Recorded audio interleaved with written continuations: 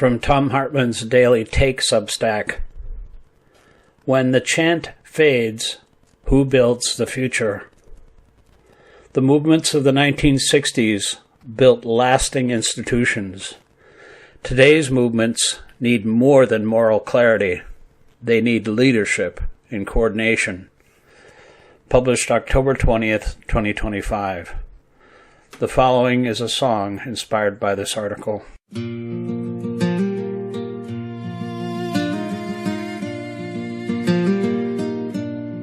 7 million souls filled the streets that day with cardboard signs and hope in their hands. They sang for a dream they still believed in, but the cameras blinked and the moment ran. The crowd was a storm, the cause was pure, but powered on tremble from a single roar. When the chant fades down and the night grows quiet, who's still knocking on democracy's door? When the chant fades, who builds the future? When the lights go dark, who holds the flame? It ain't the tweet, it ain't the picture, it's the work you do when they forget your name. When the chant fades, who builds the future? That's the question time keeps whispering still. There was a time when leaders rose with faith and plans that stood the test. King had a dream, but also a strategy. They built from the bottom, they built their best. Now it's hashtags and heartbreak and headlines gone. A click, a scroll, then we move along. But freedom ain't a trend or a viral song. It's 1,000 meetings when the spotlight's gone. When the chant fades, who builds a future? When the crowd goes home, who holds the line? It's the long game, the hard road, the worn out boots that keep the promise alive in time. The right built a machine while we build a moment. They bought the airwaves and called it truth. They trained their soldiers on school boards and pulpits while we traded plans for proof. But we can still remember how freedom's won not by spectacle, but by what's done in the quiet hours, in the unseen fight, where one voice turns to many and wrong becomes right. When the chant fades, who builds a future? When the headlines fade, who takes a stand? It's the hands that build, not the fists that wave, that shape the story of this land. When the chant fades, who builds the future? The ones who stay when the glory's gone. The ones who build while the rest move on.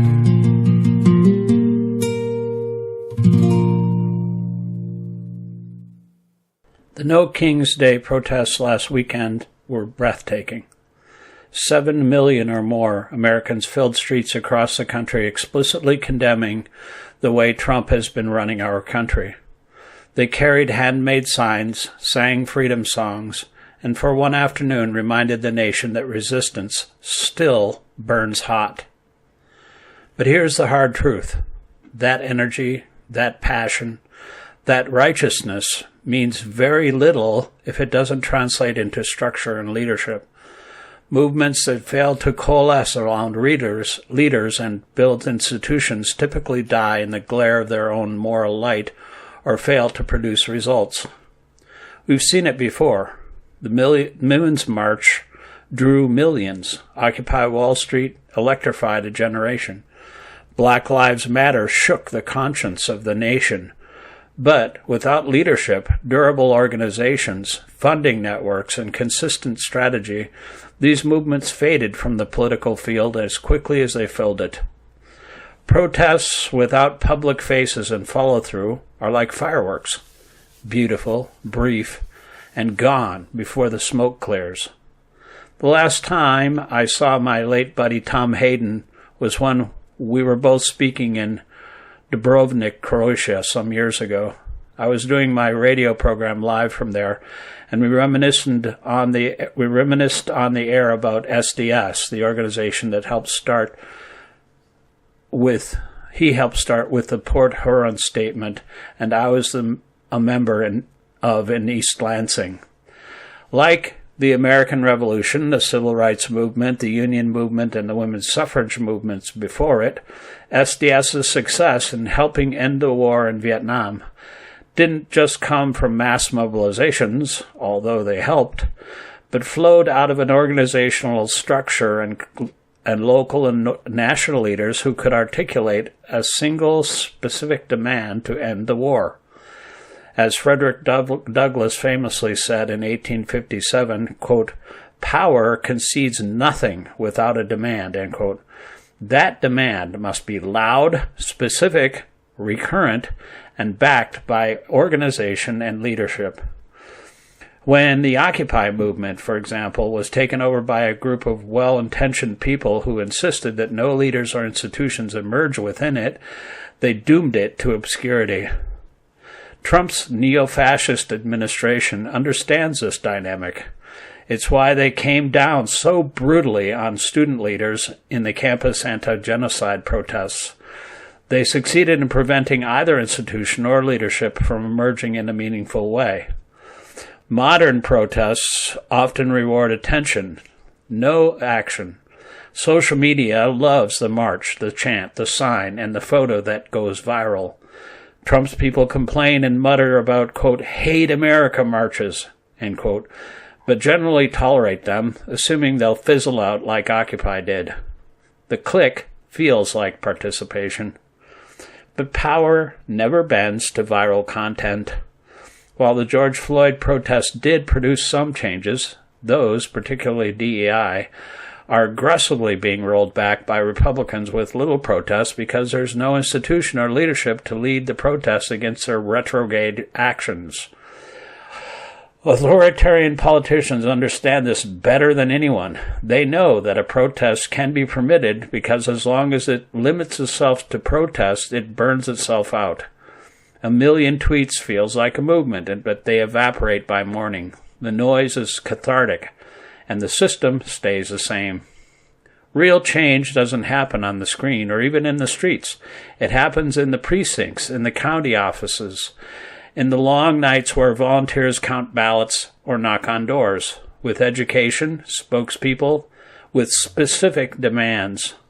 The cam of Zoran Mondani for New York mayor is a great example. Here, we're seeing real leadership and an effective organization he's built around his candidacy. It'll be an inspiration for an entire new generation. That's the difference between the America that's not just marched in movements, but also created organizations with structure, leadership, and a specific vision of the future they're fighting for. The movements in the 1960s, for example, changed America because they had leadership, structure, and strategy.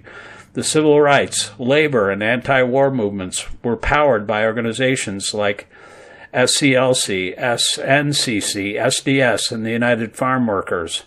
Leaders such as Martin Luther King Jr., John Lewis, Tom Hayden, and Dolores Huerta trained others, built networks, and turned protest into policy.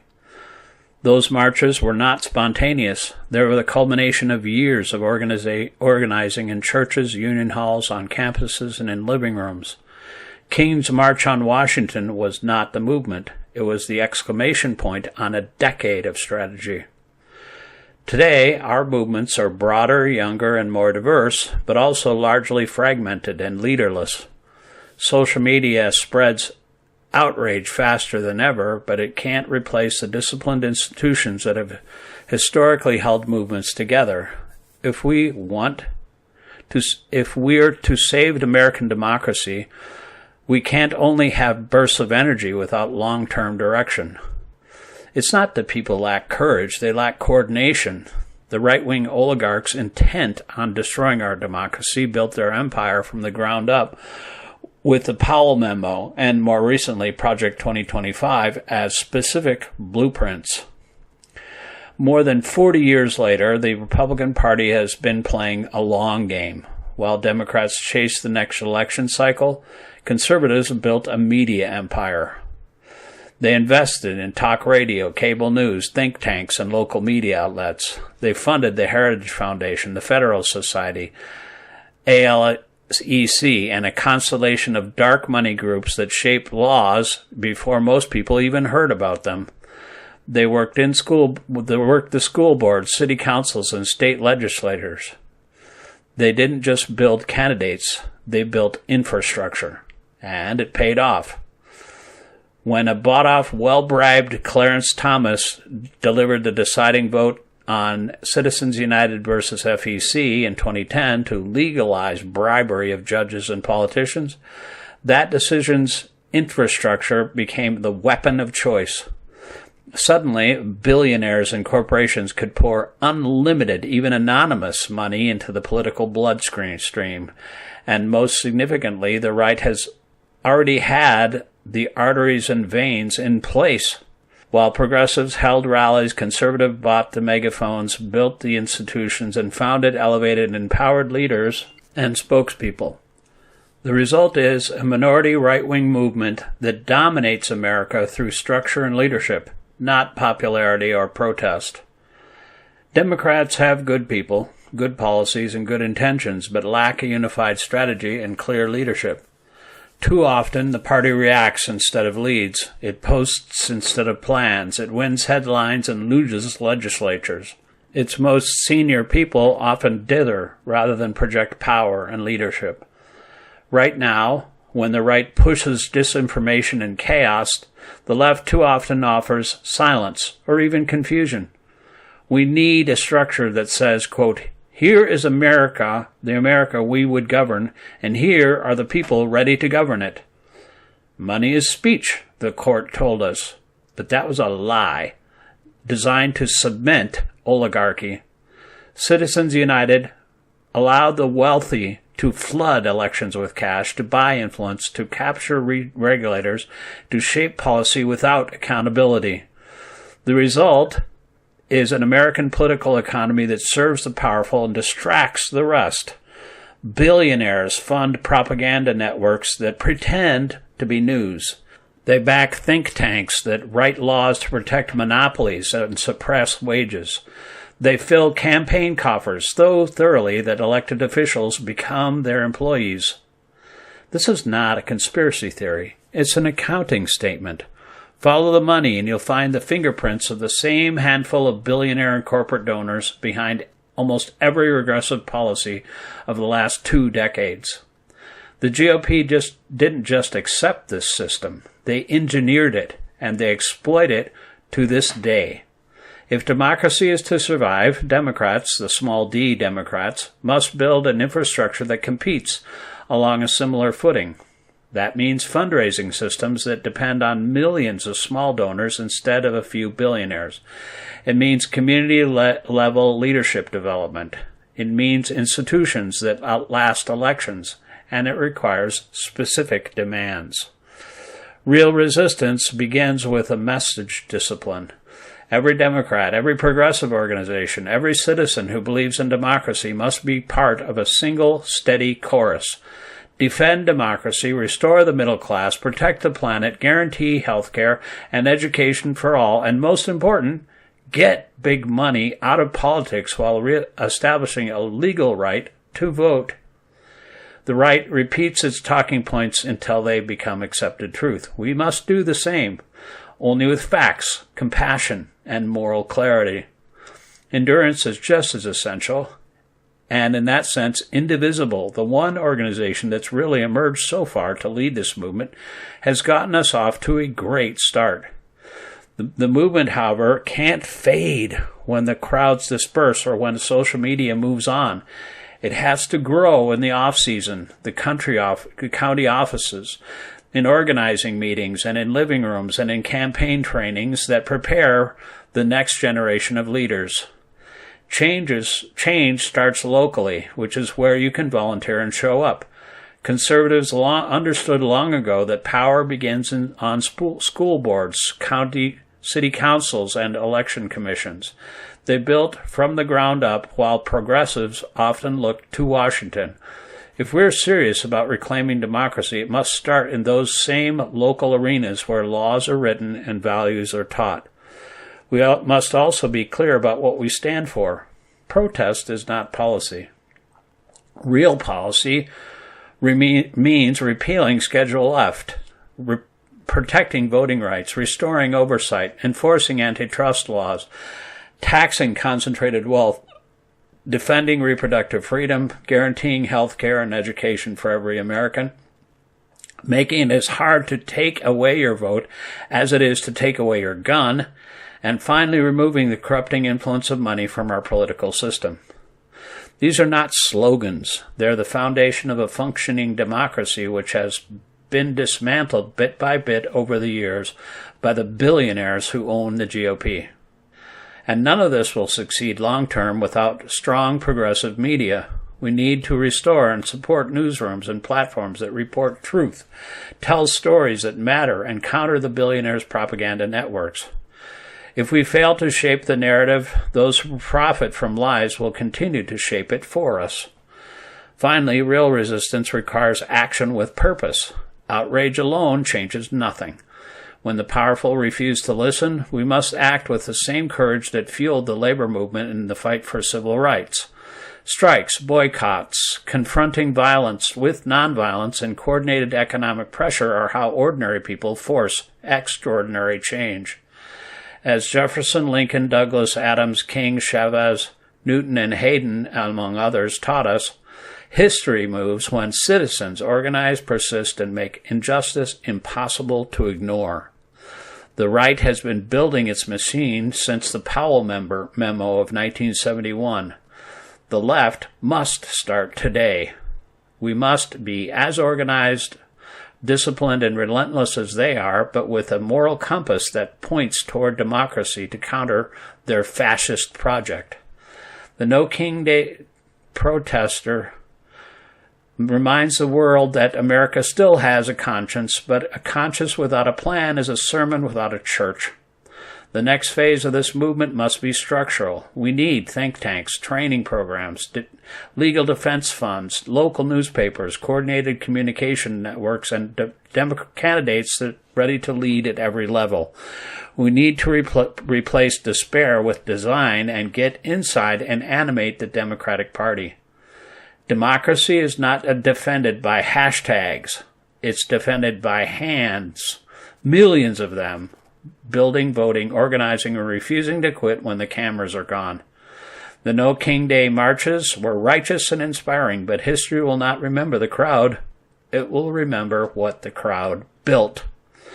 If we want a nation of citizens and not subjects, we must do the slow, steady, unglamorous work of taking back our republic, one precinct, one institution, and one election at a time.